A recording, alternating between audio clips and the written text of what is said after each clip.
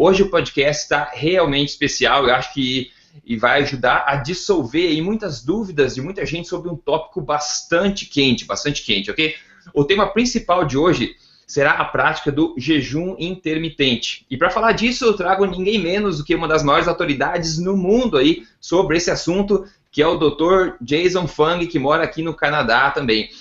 Tanto eu quanto o Dr. Souto, né, respeitamos bastante ele, e nós seguimos o Dr. Jason há bastante tempo, e é uma grande honra aí ter ele aqui participando desse podcast oficial aqui da Tribo Forte. Nós vamos falar em detalhes sobre essa prática do jejum intermitente, como funciona, tratar das principais objeções e também dar dicas especiais ao longo do podcast, né?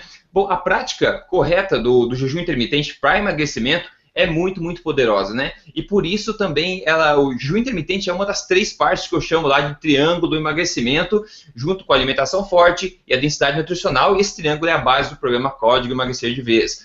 Aliás, eu postei ontem no canal do YouTube, inclusive do Emagrecer de Vez, um vídeo com o título, né, de emagrecimento em 30 dias, resultados reais, onde eu compartilho para o pessoal ter uma ideia, resultados reais. E é impressionante, tem muitas pessoas que estão acabando a primeira fase do programa, então se você tiver curiosidade, você pode dar uma olhadinha lá depois. Além do nosso papo hoje aqui sobre jejum intermitente, nós vamos também ter o quadro, né, o que você comeu no almoço de ontem, onde nós 3 vamos compartilhar o que a gente comeu no almoço de ontem, você vai saber o que o Dr. Fung comeu no almoço de ontem também para dar algumas ideias. Esse podcast está sendo gravado em vídeo, tá? Então, ele vai ser 100% legendado para que todos possam acompanhar. Então, se você está ouvindo aqui a versão em áudio e não está confortável com o inglês, o Dr. Fung não fala português, obviamente, então a gente vai ser tudo em inglês, então vá no emagrecerdevez.com que você tem lá a versão transcrita e também a versão legendada em vídeo.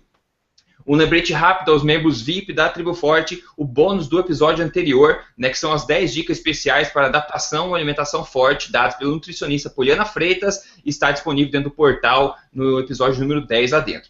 Ok, então a gente está pronto para começar aqui a nossa conversa a partir de agora, e eu vou mudar para inglês aqui a nossa conversa com o Dr. Jason Fung, né?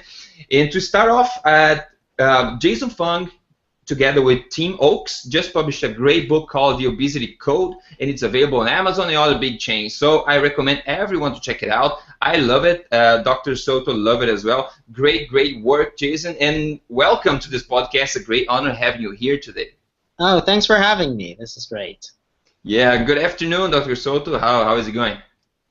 Fantastic.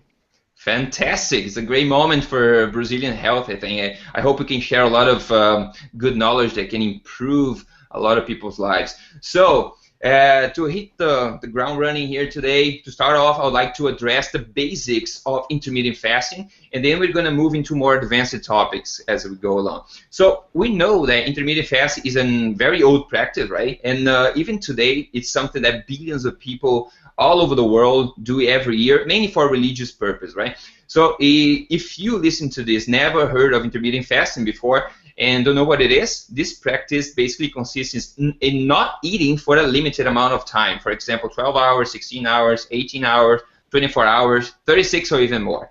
So now people today are very, very skeptic about not eating for a while, right? Like being without food. They're afraid of not getting food every couple of hours because all of this constant eating frenzy created by the modern world and, let's say, wrong advice that they were giving as well. To get this out of the way right at the beginning here, let's start with this. Dr. Fung, is intermittent fasting a healthy practice?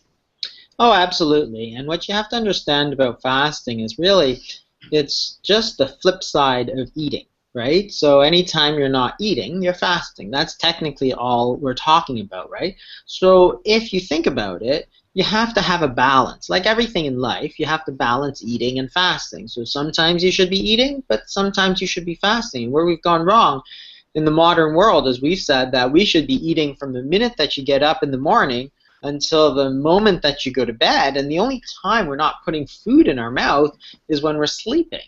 Right? And that's really not a practice that has ever been, you know, part of humanity, right? So it's not like we spend every moment trying to eat. There's lots of stuff to do, right? Whether it's, you know, doing your job or whatever it is, there's lots of stuff to do. So we've always, in the past, kind of eaten in the morning, so breakfast, lunch, and dinner. That's very traditional in North America anyway, right? So if you eat at 7 in the morning and you finish eating at 7 at night, that's like 12 hours of eating and 12 hours of fasting. So that's pretty balanced, right? But now if you eat constantly throughout the day, right? So instead of eating breakfast, lunch, dinner, if you look at the United States, because data is easily available there, the United States in 1977, the average meals per day was 3, so breakfast, lunch, dinner. That's fine. When I grew up in the 70s, if you tried to snack, your mom would say, no, you shouldn't snack, you'll ruin your dinner, it's not dinner time, right? So don't eat. And that's just the way it was, and we all lived like that. Now, if you go to 2005, the average number of meals a day is actually 6. This is in the United States. So we've almost doubled the number of times we're eating throughout the day. So if you're eating all the time, it's only logical that you're going to gain weight, right? But for some reason, we think that it's going to make us lose weight. Well, eating more frequently is going to make you lose weight? Like, how is that supposed to work, right? It doesn't even make any sense. That's the whole problem, right?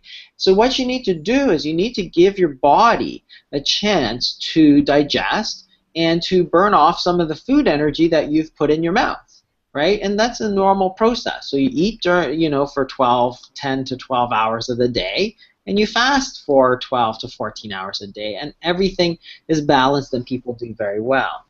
So that's the whole idea. If you want to lose weight, then you can lengthen that period where you're fasting. And what's going to happen when you fast? Well, your body is simply going to burn off some of the food energy that you've put in your mouth. And that's all that's going to happen, right? It's not like you're going to die, right? This is the thing that people say, oh, you're fasting for 24 hours. Well, what about all the times that people, you get busy and you wind up working through, eating breakfast and you skip lunch because you're too busy, right? You've gone 24 hours, you haven't eaten, nobody died, right? We've all done it.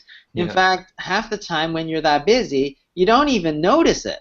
So what's actually happened in the body? Well, your body's just burning off some of the stored food energy. You store food energy as sugar and fat. And you burn some of that sugar, and if you burn through all that sugar, you burn some of the fat too. Well, that's all. That's all that happens. And it's okay, right? We get this idea that, wow, you're going to kill yourself, or you're going to ruin your metabolism, or you're going to do all these bad things. But this is the way that we're actually designed, because, if we weren't designed this way, we would all not be sitting here, because when we were cavemen, there were days, I guarantee you, there were days in the winter, there was no food, you just didn't eat. That's it. And your body lived off your stored food, because that's what fat is. It's stored food energy, right? Mm-hmm. It's there for you to use when you don't have food. So if you never not have food, if you are always eating, you're never going to burn that fat. Why? Why would your body burn fat? Your body is smart. It's stored it away so that when you don't have anything to eat, you have something to live off of. But you always have something in your mouth, right? From the minute you get up to the minute you go to bed. So it says, okay, fine. I won't burn the fat then. And then everybody wonders, why are you getting fat? And this is the thing, that we talk all the time about the foods that we should and shouldn't eat, right? Should you eat wheat, or should you eat bread, or should you eat carbs, or should you eat fat? We talk about that all the time, and for the most part, yeah, there's a few differences, but for the most part, we agree sugar is not very good for you. White bread is not very good for you, right? Most people agree that a lot of these fats are not that bad for you. There's some debate about saturated fats, but avocados, olive oils, nuts, everybody kind of agrees on that, but nobody talks about this whole idea of the whole question of when to eat, because it's okay not to eat sometimes. That's the whole idea. And in English, we have the word breakfast, right? So think about that word. It's the meal that breaks your fast. It implies two things. One, we have to be fasting every day, right? Whether it's for 12 or 14 or 16 or 24 hours. You have to fast every day, because you can't break your fast if you're not fasting, right? The problem now is we're never fasting. We're eating all the time, and then you eat breakfast, but you've never fasted, right? So you can't break that fast. Right. And two, the other implication is that you do not have to eat as soon as you get up. You can break your fast at noon. You can break your fast at dinner. It doesn't really matter, right? It's important in that it's the meal that breaks your fast, but it's not the 8 a.m. Meal. It doesn't have to be. If you look at circadian rhythms of hunger, for example, you see that hunger is naturally, and happens in everybody, hunger is lowest at 8 a.m. Okay, and highest at 8 p.m. So if you're not hungry and you are force-feeding yourself like a slice of bread and jam and orange juice, that's not a winning strategy for weight loss, right? You're not hungry, but you're going to shove some food in your mouth anyway. Well, that's not a really great strategy for weight loss, right? You're better off just skipping breakfast or having coffee with a little bit of cream or whatever and going right through till 11 o'clock, 12 o'clock. And, if you go to the French word for breakfast, it's petit déjeuner, which is a little lunch. The key here being little. So the French understood that, hey, most people are not really all that hungry in the morning, right? So don't eat. That's your body telling you that you don't need to eat, right? And everybody says, oh, I'm not going to have energy. It's like nonsense. Your blood sugar is completely normal. And in fact, what happens just before you wake up is that your body produces these counter-regulatory hormones. So those are hormones such as cortisol and epinephrine and growth hormone. And they actually pump out a little bit of glucose into our system, right? They take the stored sugar that you had from yesterday's lunch and it kind of puts sugar into your system. So your body has already kind of gassed you up for the day. It's fueled you up already. You don't have to put food in your mouth to do that, right? And that's the thing, that if you don't eat, it's okay once in a while, right? In fact, all you're going to do is lose weight, right? That's the whole idea. And if you understand that, then you can look at intermittent fasting and say, hey, here's a strategy, a very powerful strategy that nobody is using. But why? We need all the tools in our tool belt to fight this problem of obesity, because it's really hard. Weight loss is very hard, right? Type 2 diabetes, very hard. We need all the tools. You can't just throw out the most powerful tool in your tool belt, right? It's ridiculous to do that and to make up all these reasons why we have to put food in our mouth even though we're not hungry, right? Oh, you have to eat every 2.5 hours. Well, I'm busy, right? I don't want to go looking for something every 2.5 hours, right? Half the time I don't eat lunch because I'm busy and I don't really want to step away. So, it's okay. That's the whole idea, right? And it's some of these modern things that have led to the obesity epidemic, they're just not based on any kind of evidence. They're not based on any kind of historical reality. It's not like we've always eaten every 2.5 hours for the last 2,000 years of human history. No, that's exactly what we have not done, right? We've always just eaten when we're hungry or when it's convenient, sometimes once a day, sometimes 3 times a day, right? But not 6 times a day. Yeah, it seems pretty obvious when we talk about, right? Just eat when you're hungry. Just don't eat if you're busy or whatever. But I think everyone taught us to eat as soon as we roll out of bed, for example, and then keep eating during the whole day. And now we heard that so much that today we believe that that's the truth. And then people are afraid of skipping one snack, for example, because they feel tired and going to be sick and whatever.